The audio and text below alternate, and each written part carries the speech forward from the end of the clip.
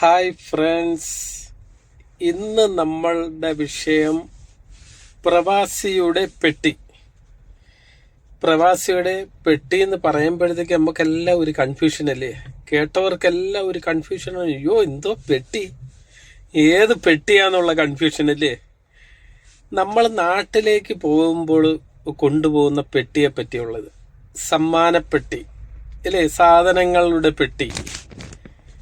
വീട്ടുകാർക്കും നാട്ടുകാർക്കും ഒക്കെ നമ്മൾ മേടിച്ചുകൊണ്ട് പോകുന്ന ആ പെട്ടിയെ പറ്റി ഒരു 2 വാക്ക്. എന്താന്ന് പറഞ്ഞാൽ ഒത്തിരി ദിവസമായി വീഡിയോ ഇട്ടിട്ട് സമയമില്ല, നല്ല ചൂടാണ് ഇവിടെ. ഒരു 50 ഡിഗ്രി പുറത്താണ് ഇവിടുത്തെ ചൂട്, വന്യായ ചൂട് അല്ലേ. നമ്മൾ പെട്ടിയെ പറ്റി പറയാം. എന്താന്ന് പറഞ്ഞാൽ നമ്മൾ ഓരോ മാസവും ശമ്പളം കിട്ടുന്ന സമയത്ത് നമ്മൾ എന്ത് ചെയ്യും? നമ്മൾ അതിൽ നിന്ന് കുറച്ച് പൈസ സാധനങ്ങൾ മേടിച്ചു വെക്കും അല്ലേ. കുറച്ച് പൈസ എടുത്ത് നമ്മൾ കുറച്ച് ഓഫർ കിട്ടുന്ന കട നോക്കും, എവിടെയൊക്കെയാണ് ഓഫർ എന്ന്. ഓഫർ ഉള്ളിടത്ത് പോകുന്നു, എന്നിട്ട് നമ്മൾ ഓഫറുള്ള കടയിൽ പോയി കുറച്ച് സാധനങ്ങൾ മേടിക്കുന്നു. എന്നിട്ട് നമ്മൾ എവിടെ വെക്കുന്നു? കട്ടിലിൻ്റെ അടിയിൽ ഒരു കാർഡ്ബോർഡിൻ്റെ അകത്ത് ഈ സാധനങ്ങളൊക്കെ മേടിച്ച് നമ്മൾ സൂക്ഷിച്ച് വെക്കും അല്ലേ. നമ്മള് പെട്ടിയിൽ സാധനങ്ങളെല്ലാം മേടിച്ച് കട്ടിലിൻ്റെ അടിയിലോട്ട് എല്ലാം സൂക്ഷിച്ചു വെക്കും.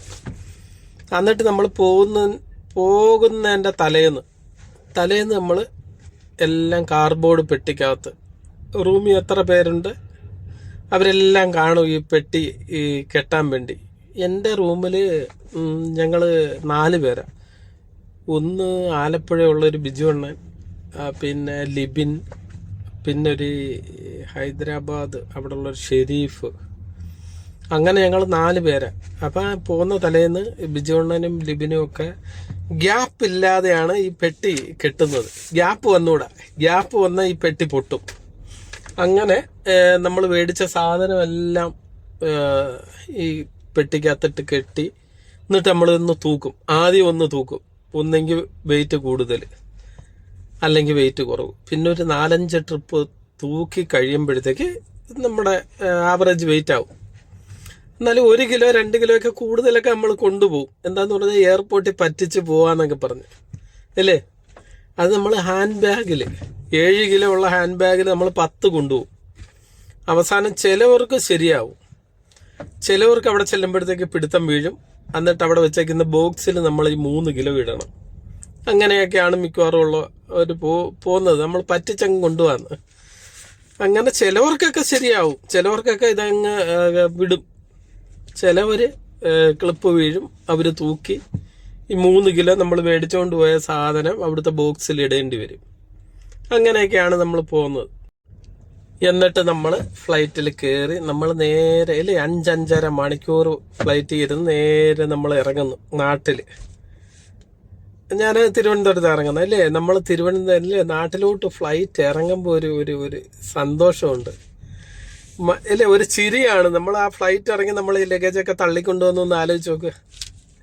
പ്രവാസികൾക്കേ അറിയത്തുള്ളൂ അതിലൊരു സന്തോഷം. അങ്ങനെ നമ്മളൊരു 3 കുപ്പിയൊക്കെ ആയിട്ട് ഇങ്ങനെ ലഗേജൊക്കെ തള്ളി ഇങ്ങനെ ചെല്ലുമ്പോഴത്തേക്ക് ഒന്നുകിൽ നമ്മുടെ ആരെങ്കിലും ഫ്രണ്ട്സ് വരും. എന്താന്ന് പറഞ്ഞാൽ ആദ്യത്തെ കുപ്പിയും കൊടുക്കണം, അതേ ഉള്ളു അല്ലേ. എന്നിട്ട് നമ്മൾ നേരെ വീട്ടിലോട്ട്. അങ്ങനെ നമ്മൾ നാട്ടിൽ വന്നു അല്ലേ. 30 ദിവസത്തെ ലീവ്, 12 മാസത്തെ കാത്തിരിപ്പ്. അങ്ങനെ ഈ 30 ദിവസത്തെ ലീവ് നമ്മൾ ആഘോഷിക്കുന്നു പറഞ്ഞാൽ ഇല്ലേ, പെട്ടെന്ന് കഴിഞ്ഞു പോകും. പെട്ടെന്ന് ഈ മണിക്കൂറുകളൊക്കെ അങ്ങ് പോകും.